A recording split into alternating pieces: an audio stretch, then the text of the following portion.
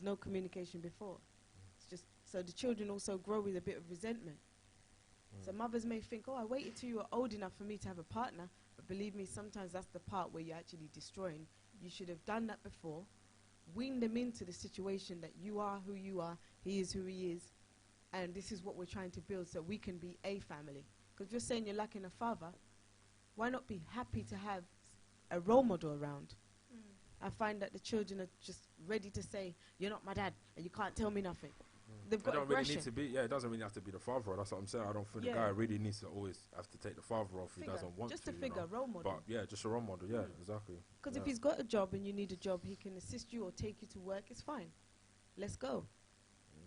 We can help each other build. It's one household. Because I feel like if the woman needs gas or electricity, we're all feeding. We're all feeding off that same source that you are choosing when you want to accept. It doesn't work like that. We have to work together. You know, it's funny how housemates can work together. They're not blood, but they can live in a house together. 5 roommates can live in a house together and live quite well. They're not related, so they're willing to give each other a chance. So it's just things like that, really. We need to, like you said, have a different perspective in how we are as people, different mindset. Yeah. Ladies and gentlemen, you're tuned in to the Childbot Show with myself, Coca Diva. We have Angel in the building. We also have some special guests, a geezer from About the Place, one of our youths.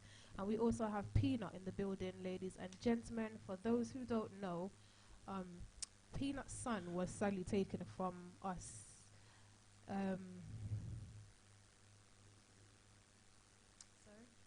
Yeah, in 2017, he was sadly taken from us. Peanut. Hi. How can I wear this? How has it been for you as a parent losing a child in today's society? It's been a bit rough, you know. It's only been 2 years, so it's a bit fresh for me still. So I'm still going through the motion of how can I say acceptance. Also, just trying to come to terms with things. It's hard, especially how you look at what's happening out there today. And in the last 2 years, like I do a lot of campaigning for knife crime and that, so I've been all around London and do a lot of things. And there's no change, you know. And at the end of the day, we can blame ourselves, and we can also blame the government. You know what I mean? It's easy to blame the government and the police are not doing their jobs, but we've also got to look at ourselves as a community, like what are we doing towards it as well? You know, a lot of things what we do, we just turn a blind eye to certain things out there, and right now, it's an epidemic out there, so we've got to stop turning a blind eye and start doing something about it still, you get me? We've got to start taking action, because it's our kids out there what are falling, our kids out there what are dropping, and if we don't take action, we're failing our kids. You know what I mean? There are kings and queens, you know? Definitely. We were just speaking about the community, and you just touched on that as well. What our guy was basically saying is that we like to say the community, but what we really need to spread is love. Is that something you would agree with, and what extra would you like to add to that? Well, we need nothing but love out there. This is what we're lacking in a big way, You know what I mean? But first of all, before we can have love, we need to start respecting still. You know what I mean? We don't respect ourselves because, you know, you got a lot of black kids out there who want to attack another black kid before they're going to attack a white kid. You know what I mean? Why? They might see that boy as a threat. You know what I mean? So we need respect out there, man. Respect. When we have respect, then love will come automatically. You know what I mean? Because we have love in us. We have it. It's just natural. We have love in us, and I believe love will prevail over evil. We're gonna look at some. Why can't I say that word? Statistics. Okay. Statistics.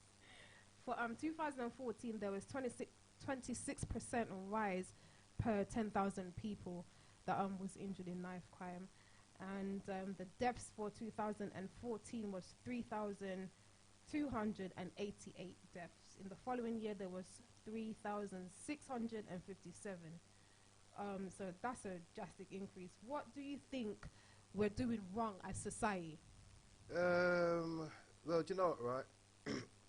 it's a number of things, really. And I wouldn't say it's down to us, it's down to part of it is the government's fault in a big way, because they've taken a lot of things from us in a big way, like community centres, even for the kids to do after school. You know, there's nothing for the kids to do after school, and you've got a lot of parents, you've got a lot of single parents out there. Yeah, when I come in, I hear you guys. I don't know if it was about mums, dads, Single parents, yeah. Yeah. You know, you got a lot of single parents out there. Yeah, but you know they've got to feed themselves, so they've got to go out there and work. Yeah, especially you mothers, you got to go out there and work. So if the fathers ain't there to help, yeah, who's got to provide? You guys got to provide for your family. You know what I mean? It's only a natural thing. So these kids are left out there to do nothing, just to roam streets, and this is when they come a target and vulnerable. And this is what I was touched on earlier. A lot of times we see kids on the road at 1, 2 o'clock in the morning. Well, that's a different saga still, because you must finish work up by a certain time. So if your kid's out there at 1, 2 o'clock in the morning, they're out there doing their thing, and you know what their thing is. You know what their thing is, what they're out there doing, which is not the right thing. So don't get me wrong, enough. Yeah, I might be campaigning about night crime for kids and all this, but some kids just want to go that way in life. You know what I mean? And and you know, sad to say, you can't really do nothing about that. Still, that's the way they want to go. They can come from. I know some kids what come from good parent backgrounds, yeah, but their kids just go that way because they want to. It's all hype for them and all these kind of things. They got no need to go there. You know what I mean? But it's just hype for them. They want to go there. They want to do this. They want to do that.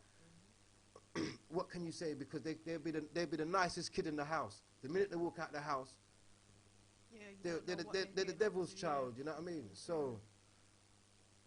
You know, some kids just want to go that way, but you've got a lot of kids who don't want to do that, but are just getting drawn because of the environment they're in and the circles that they move with. So it's unfair to them still, you know what I mean? Yeah. I'm going to say a lot of it comes down to, I think, fear. Because I know when I was growing up, there was fear. I feared my parents. There's certain things I couldn't do. Yeah. Now I think the kids of this generation, they don't fear their parents. And so when you go on road, Miss Jane can't talk to them, Peter can't talk to them because their mother at home can't even speak to them. Yeah. With that, how can we change it? How can we bring back that fear in our kids to know that, look, you do this, I'm going to fix your business? You see, then again, that's where the government's taking that right away from you as well. Yeah, because exactly, this is it. The minute, like back in my days, yeah, you think we could do that? Because if I went home, I'm getting beaten, bruv. You know what I mean? Straight up licks. There's no bits or buts. Yeah, I'm gonna. Even though nowadays that's barbaric parenting. Yeah, but it worked for us. But what's happened out there now is, the government's taken away something from us where we can't discipline the kids the way we want to discipline them. Still, yeah, and the kids know this. So the minute you want to do anything to them, like touch their elbow, they want to phone up social services. You know what I mean? They're misbehaving. You take away their phone from them, and you know what I mean? You know, it's all these, because there's a lot of things what you class as abuse. You know what I mean? And some kids are smart and they know how to play on this. You know, and they play on it a lot. You know, let me give you a scenario. Yeah, I know this lady. Now she's got a son. Now her son's pretty bad. Yeah, he's a naughty little boy. Yeah, he's not like a bad boy. He just likes doing naughty things. So how old is he? He's about 12. Yeah, he's about 12. Yeah. Now this ain't a black kid, you know. Yeah. Now, he will tell you what you want to hear. You know what I mean? So you say, don't do this. Like, yeah, cool, P. I won't do this and blah blah blah. But What, you turn around, and his mum is strict with him as well. His mum is real strict, and she's always been strict with him. Yeah? But the things this boy does, yeah, it's just unruly. So he must have done something. So she's phoned the police, say, yeah, my son's misbehaving and blah blah blah. I was out. He sneaked out the house at 2 o'clock in the morning, and they're telling her like, oh, there's nothing we can do. A couple of days after, he wants to do the thing. She's locked the door, so she's hit him. Yeah, she ain't beat him enough. She just hit him. Yeah, he's phoned the police. They want to arrest her. You know what I mean? For trying to discipline her child because you lot didn't want to come and help her a few days before. So it's catch-22. So how is she meant to discipline her child if she hasn't beat him or nothing? Because that's not the way she was brought up. And then then you're not helping her. And then the minute he phones police or anything that you're around there, want to arrest her. You know? It's hard. It's hard. So I don't know, but there's ways of doing it. You know, it seems to work for some races, and some races it doesn't seem to work for. I don't want to go into no colour or anything like that still, but you know, it seems to work for some races, and then some races it doesn't seem to work for at all. I believe in this community thing that we're talking about, it's not about just getting a herd of people together. Yeah. It's about getting the people who want to be put in groups. I was saying, if we had a each one teach one method, Yeah.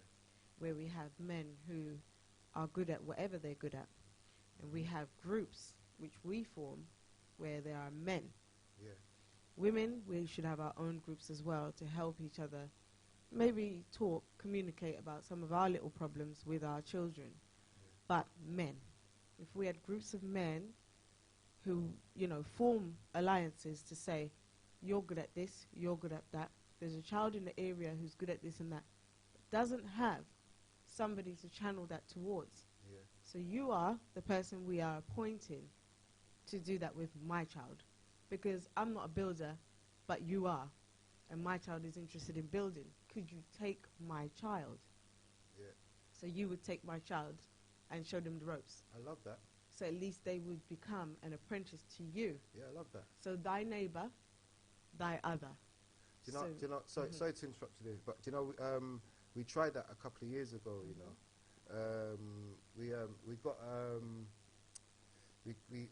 an apprenticeship with one of those building companies, you know, the ones who were building with Wembley Stadium, you know, the construction around Wembley Stadium. So what they wanted us to do, they wanted us to just find just 5 kids, you know, to do apprenticeship with them, to try and train them up still, because they know what was going through, and we were starting the foundation at that time there still. Yeah. And we didn't find the fine kids. We only found 1 kid, and it was a girl. Yeah. But what I didn't want to do is I had parents phone me up saying, yeah, I want a kid, and and my method was like, I don't want no parent to come and phone me up and say their kid wants to do this and want to do that. That kid has to phone me up themselves and say they want to do this and do that, because it shows me to themselves, but they're true and that's what they want to do. You know, so this is, we tried that, but we need more mentors out there, you're right. And this is one of my campaigns that I've been trying to do, trying to get dads out there to try and push them to do certain things. Because like the other day I got a little thought, I want to do a little, because I went on a march on Wednesday up in central London, Operation Shutdown. And that was like run by all women.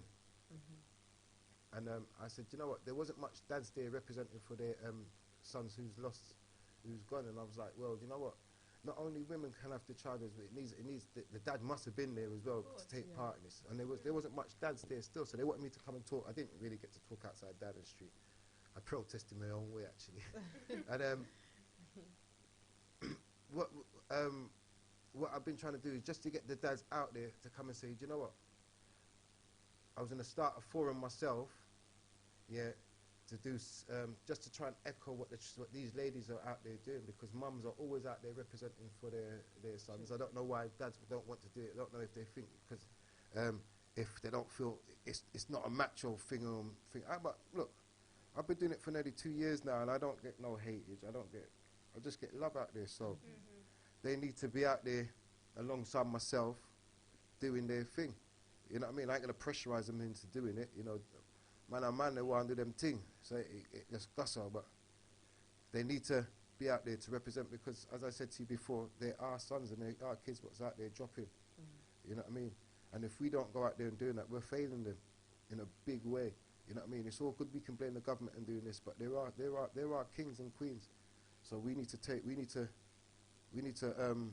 action for them, because we're failing them. You know, and don't get me wrong, money is a big issue as well. You know what I mean? The funding and that, because the other day, look, they give £100 million. Was it about 100 million towards Knife Camp or something silly like that? And like, who gets that money? You get me? Yeah. You know, you guys are out there doing something good, like speaking on behalf of the community, and you know, which is good, because you lot come from them communities there. They don't, so they don't know what to do with that money there. But yet they don't want to give it to people like us to say, boom, bam. You know what I mean? So it's hard, man. It's difficult. You touched on the issue about the youth centres, because I remember growing up when I just came, there was a lot of youth centres that you could go to on a Friday and play centres. Yeah, and it was alright. You didn't hear about so much knife crime, but I think because there's, as you said, there's nothing for the youth to do now, and especially when it's half term or holidays, whichever way they want to put it. It's scary times. It's really worrying. And as a parent, I might not have a son, but I have a daughter, so I have to fear for her life as well.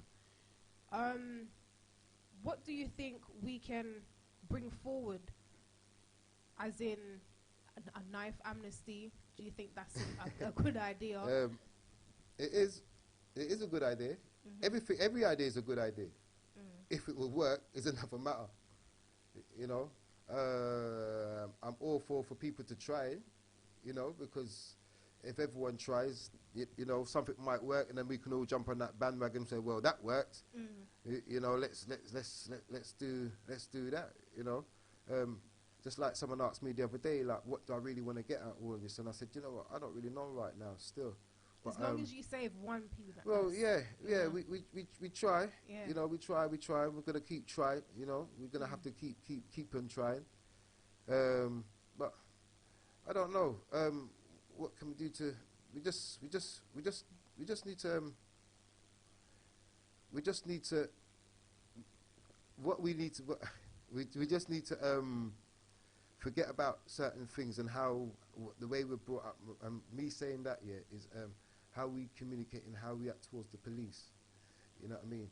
Like, if we don't change our ways, not saying that they need to change their ways as well. Still, you know what I mean? Because there's too much racism in the police. This is why we don't want to deal with them on a certain level. But you know, for these circumstances, you know, especially for this situation here, what we're going through right now, we might need to just let down our guard just that tad bit still. You know what I mean? Because it's going to take a lot more kids to be out there dropping before we have to say, like, boom, bam, like, you know what, yeah. And I know it's not a hard thing to, because we've been brought up a certain way. You know what I mean? Like, for myself, over the last couple of years, I've been through a lot, and I've met a lot of people as well, a lot of police officers. And I even said to them, well, I've met some police officers singly, like, sit down and chat to them, thinking I've been all right. But when they're in their unit, they're just being proper wallies. You know what I mean? And I tell them this, I go, do you know what? Yeah, when you lot are single and all that, you lot all right. But when you lot with your force and that, proper wallies, man. Yeah. So this is it. They all want to be the lad. You know what I mean? So it's just, I think it's just for us and them to change our ways a bit. We need to let down our guard just a tad bit.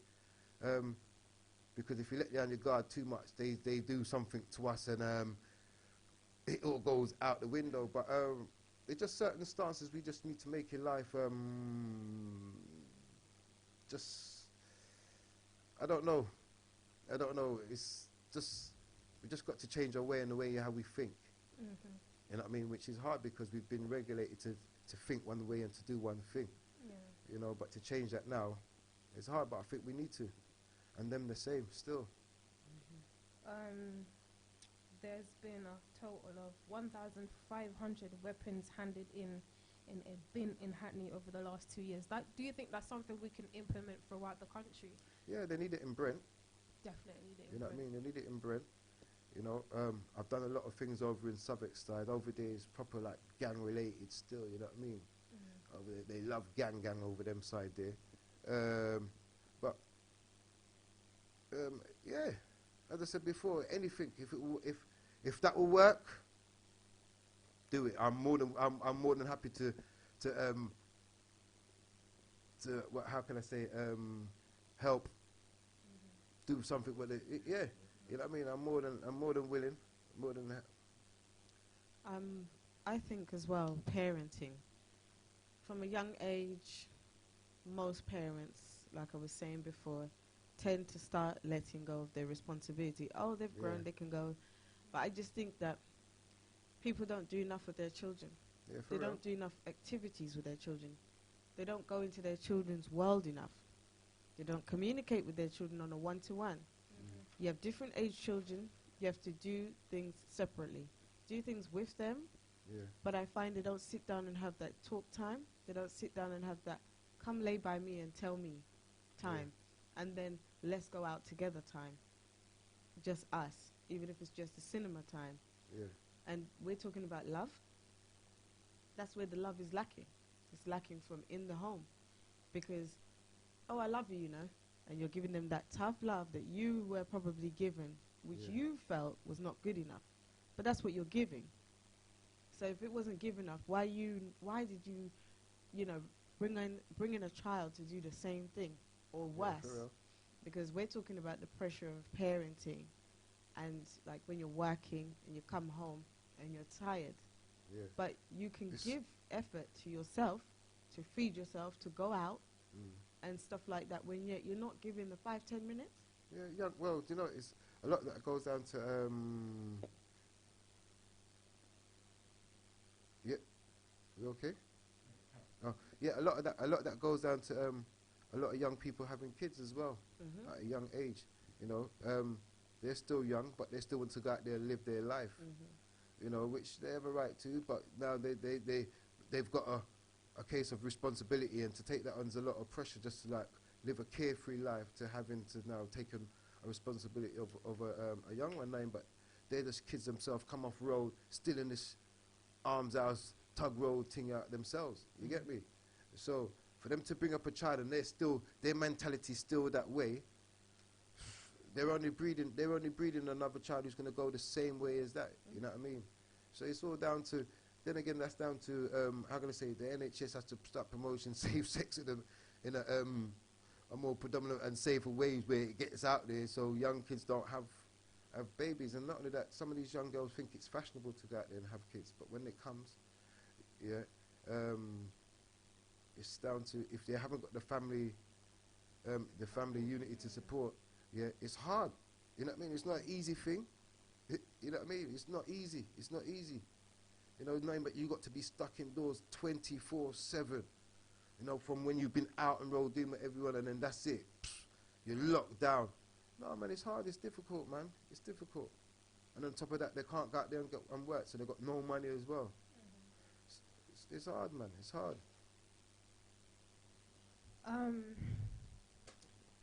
My guy, do you think the video games, we want to call it PlayStation and the music videos and stuff like that, it influences the teens, the youths, to go out there and commit, whether they're shoplifting, robbing a car, I don't know.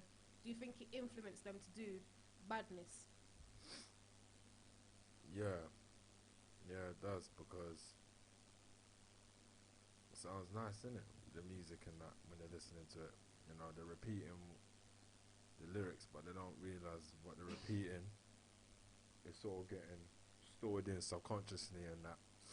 So, because they're repeating up the lyrics, and then when they go out, they might implement that act on someone because of the music and the hype, and you know, the way it feels, the way it felt to them listening to that type of music video, and what they've been, you know, when that action comes, they want to feel that hype, because guess what?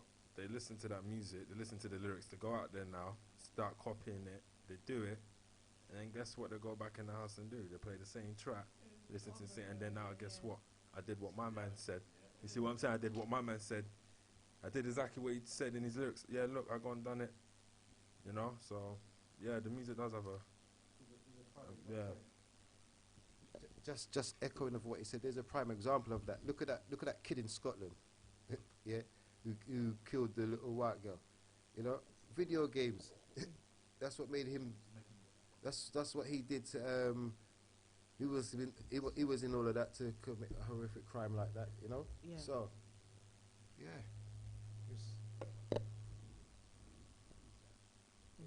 Yeah. You know what I mean? So, video games have got left an Big impact. And that's something I wanted to say. I would seem like the bad one, probably because of my background and profession.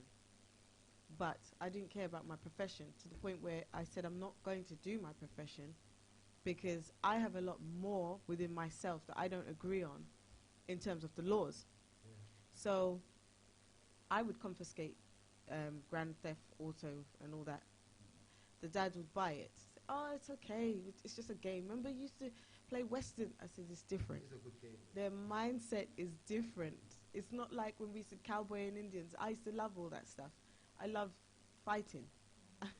I love Street Fighter. That was my thing.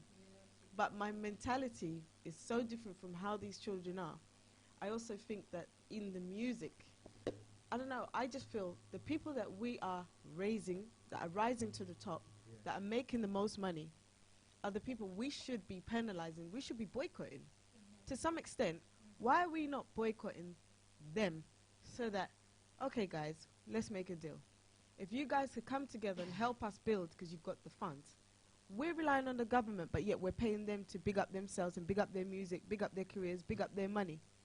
Why are we not boycotting so that there isn't a concert that's going to take off, go live, and this person's not going to become 20, 30K richer? And we ask them if they can assist. I don't mean it like in a bad way, but it's just an example. Even footballers, why are we not asking? Why are we not going out, reaching out and saying, we want, we need, just like how charities, they have auctions, they ask, they get. Why are we not asking and getting? Why are we not insisting and getting? Because we're the biggest funders to their concerts, to their careers. We should be. We should be getting the funding from them to build these so-called PlayStations. Play centers we're talking about. I used to run an after-school club. As soon as I left, that got shut down right behind me. Nobody wanted to take it over. You know, when I originally went there, the children were all banned from the library. I had to give them my word, I'll get them back on track, and I did. And as soon as I did, I had to leave. I felt sick. Once I felt ill, no one else wanted to take the role. So it's also people not wanting to challenge themselves to do it. So they need the funding in order to feel the punch to do it. Because I wasn't being paid what I would be paid in my normal job. But I just said to myself, I need to do this. You know, I could see the problem and I said, I can fix this, and I did. So we need to Well, look, not boycott, but we need to do There's a it. problem there, as you said. It's all down to money. Mm-hmm. You know, to take someone's time and they're not getting paid for it, you know, they just feel it, sometimes they see it as a waste of time. Yeah. You know, a lot of people say, like, when I do a lot of things, they're like, oh, why do you do it and you don't get paid for it? I'm like, it's not about money, innit? It's just about my passion and what I think I need to go out there and do. Mm-hmm. So I'm just going to do it. How long I'll do it for is another question. No, but money doesn't, it's not my money, it's about just having a passion to do it. So if you had more passionate people like yourself and myself want to go out there and do this, we won't have this problem. I think one of the problem is with our community, quote unquote, is that we're too accepting, we're quick to accept everything. We're not like the Jewish that build. You know, we're not like the Asians that have shops and whatever. We just want to have the little crumbs on, you know. So when it comes to the youths, they don't see us making a stand for what we want. So they're not making a stand for what they want. They'll rather go down the badness route to get what they want.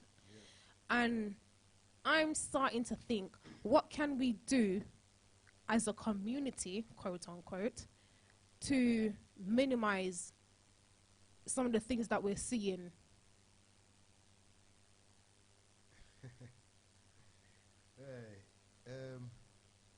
What can we do? Simple. Stop seeing and acting like we didn't see, and stop hearing and acting like we're deaf. Does that make sense? Mm-hmm. So until you want to do that, you know what I mean? But doing something like that comes with a title, and people don't want that title. So until that happens, you know, because the same communities you were just talking about, let them see something what they didn't like. They fight against it big time. Exactly. It's like what Angel was saying to me a few weeks ago, that they're not allowed certain content of music into her country. Okay. So- What country is that by? Okay, nice. So I'm saying, what can we do to filter out some of the hatred and You just got to change. You just got to change the way how our mindsets. You know what I mean? Yeah. Yeah. You know what I mean? Stop. Yeah. All like. Yeah. Like the man says. What can I say? Gold. We glorify gold. We glorify a man in a big ride and them things. There's still materialistic things in life. You know what I mean? Yeah, we see materialistic first before we see anything else. Come on, man. That's what's really killing our kids out there. You know what I mean? That's what's really bringing us down. I don't think black people's building on wealth. We're building off hype. Yeah, we ain't got no wealth. You think they're gonna give us wealth out there? They ain't giving us nothing. Yeah. They just give us enough to make us happy, and that's it. Once you're happy. Yeah. We don't understand what wealth is. Yeah, that's it. Still. You can't spend on materialistic things and think you're going to build wealth. Right. And that's where our values, our parents. So yeah, that's partly what I was saying about the groups thing. Yeah, we have WhatsApp groups where we support one another. We have WhatsApp groups in Jewish families, African families, Asian families, mainly. Just saying, from my experience, those cultures who we look at and say, oh, they have a shop, oh, they have an accountant's firm, oh, they have a law firm. They have them mainly because they've kept that rule and routine within themselves. There hasn't been that leakage, which spills out and gets nasty and messy all over the place. We keep it grounded whereby, as we were saying earlier with the gentleman over there, that there isn't the embarrassment that one is failing or falling. I know Asian families with a son who are high on coke, and it's become a problem in the family. And the family come together and take the credit cards, and they support the family, the wife, the children, for him, whilst they clean him up. Same thing in other cultures. So it doesn't leak out there that, oh yeah, this family has failed, but within the group, there's that assistance, there's that backup, there's that. Well, that's one of the problems there as well. Look, Yeah. How much black families you see live like the Cosbys? You know what Yeah. I mean? Yeah. That's You right. You don't see that happening. Yeah. Yeah. You know, so that's all. That's like a bit of fantasy there. We'd love to do that. Yeah, every Sunday we sit down and everyone has their dinner. But you don't You're right. see that. But you touch on something there as well. Yeah, as you were speaking still. Mm-hmm. Social media. Mm-hmm. Yeah, like social media is a big killer as well. Still, you know what I mean? Yeah. Social media is a real thing. And I'd like to bring you In a this minute. as well, 'cause I know Yeah. you're a young man. I don't have social. I'll take up my phone and show you what kind of social media. you got to text me. Yeah. That's my thing. So I'm not really. But you see, social media thing. But don't get wrong. It can do good, Mm-hmm. but it can also do bad. And when it does bad, it does a lot of damage. You know what I mean? Yeah. So, you know, social media has a lot of part to play with our downfall out there as well. Mm-hmm. You know, I don't know if you've got anything different to say on social media, because I know. Social media's come to the point where it's like people live for likes, live for followers, live for just the hype, you know, live for proving a point or proving a certain type of lifestyle to someone else or to the rest of the followers that, you know, I'm not going through certain issues, or I'm not struggling, or I'm not going through this and that, you know, and I need to put everything up on there, you know. So it's like, even if it's like I'm going out doing violence, I need to put that up on social media to let my followers know this is what I'm about and this is what we do. And really, it's like you've lost your own self and your own values for social media, because you let a device control your life, basically. You know, you've let it take up more of who you really are and what you can really get done. But you're so worried about putting up something or spending your last on a piece of gum or something just to let everyone or prove a point, you know, that I need to get all these amount of likes so I can feel, you know.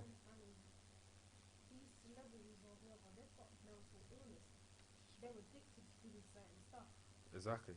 But like I said, but you know, because they're at that level with, you know, the celebrities and that, when it's like there's different classes, you know. It's like, you know, you got working class, and then you got, you know, there's levels to this, and you know, it's like from a celebrity to a working class person, you know, it's like you can only do so much in it as a working class person to a celebrity. You know, celebrities got grand meals, but they could just buy their way behind and hide it in a closet, you know, until it really kicks into where you're not hearing, oh, they overdosed on something and killed themselves, when they couldn't handle it. As to a person that's only subjected to the minimum, you could only get, what could you really do with that? Probably get some coke or spliff or whatever. As a celebrity, they got meals, they could just go and fly out and hide on how that depression of how they're really feeling, you know. That's true. So yeah, there's, you know what I mean. Yeah, I mean, because, you know, depression ain't really, see, a lot of people feel like depression's a thing where, because they're not in a room with mattresses and all hands, you know, tied up together and rocking back and forth, like, oh, I'm not depressed. But depression comes in many different type of stages and forms, and it's like, you know, you just not expressing yourself. That's the form of depression, you know. You not being able to talk to someone without getting emotional stable. That's the form of depression, you know. So, and I feel like, yeah, also they need to start looking as, I think depression is become a thing of, oh, it's only a grown-up thing and not a youth thing. A 10-year-old, 11-year-old could be a bit stressed out and depressed too. It's just levels to the depression, you know. Yeah. So I'm saying, I feel like, you know, just like how the NHS, like, you know, when they put these commercials and advertisements about stop smoking and all these other stuff, I feel like depression also needs to be put out there on BBC and all of that, ITV and whatever, you know. I feel like that topic needs to be definitely broadcasted out as a youth thing also, you know, not just an adult, you know, sort of thing of, oh, adults going through depression, let's put an old male or a lady, it could also be a child going through depression, you know, as a commercial of her being in a room, you know, because a lot of these youths so killing themselves and all that through depression and not being able to cope with it and knowing not what to do and what direction to put themselves forward with being depressed. So I wanted think to that's a big touch on topic. that. Sorry. Church. I think church, besides church wheeling people in to pray and to trust in God, before people can trust in God, I think they need trust. So if they don't know what trust really is, because their world around them, the loyalty around them is always down. Like, everybody defies everyone. Yeah. So reason why I'm pointing at you is because I know what the church has done for you in terms of when you've needed another outlet, you've gone and been in a different environment. But at the same time, I think churches are not doing enough. They could be assisting You know, like this whole community situation. They could be assisting a bit more in the areas that they plant their churches in, rather than just having a church session, closing the doors and locking up and going home. They're not doing anything, but they're in community. So when they want to build a church in your community, they'll ask you for your home. They'll knock it down. They'll ask you for your home. They'll knock it down. They'll knock down 3 homes to build that church, but they will not do anything for that road. So I'm just saying, to a certain extent, I think they need to implant a little more in to try and assist the children or the But you got to remember, families around. the church has to be careful though, because Mhm.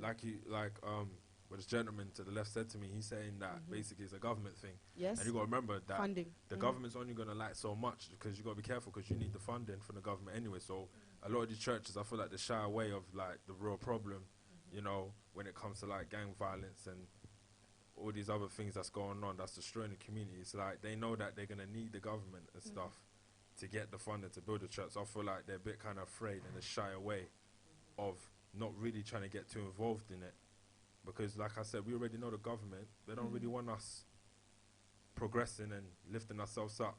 So imagine now you've gone to like 15, 20, 30 black community churches that are dealing with what you're saying, depression, and putting in more, then you know already what's going to happen. The funding's going to stop. And then they're going to try and up the rent and whatever, bad mind and all that, and then next minute the church is The getting bad shut mind down. church. Because, you know, because now we know what you're doing now. Now you're Yeah. making an impact and they're getting scared of that. I must say, So- when you touch on that, my Yeah. church had the best. When I say our youth club was banging, yeah. Oh, listen, we could go up there and DJ and all these things. And once that stopped, I found that the youth that was in the church are either one, they're dead, or 2, 60% of them are in jail. And that is facts coming from my church. So what I'm saying is, the church can only do so much. They can only help so much. And then you have to look at, oh, well, yeah, I went to that church, you know, and that church is they start to look at the church not as a source of help, but as a source of somewhere to go and hide away from whatever problems that they're facing. I just think it's kind of a two-sided coin when it comes to the church. But ladies and gentlemen, we have Jesse in the building, and Justin, sorry. You know what I think of? Jesse, do you ever play next or not? The next song. We got Jesse in the building. Well, we're not going to play that song then. No. Change. We got Justin in the building. And for those who don't know, Justin is is there such a word as a campaignist? Campaigner? Campaign. Hi everyone, I'm Justin Finlayson. I run a charity called United Borders. Mm-hmm. We're based in Church Road. It's music production from a double-decker bus, but essentially it's working towards, you know, cross-border initiatives and bringing down the tensions between different areas in Brent. Okay, so Justin, before we talk to you, I'm going to play one of our songs, and then we catch you on the other side of this song. Damage music. SOR.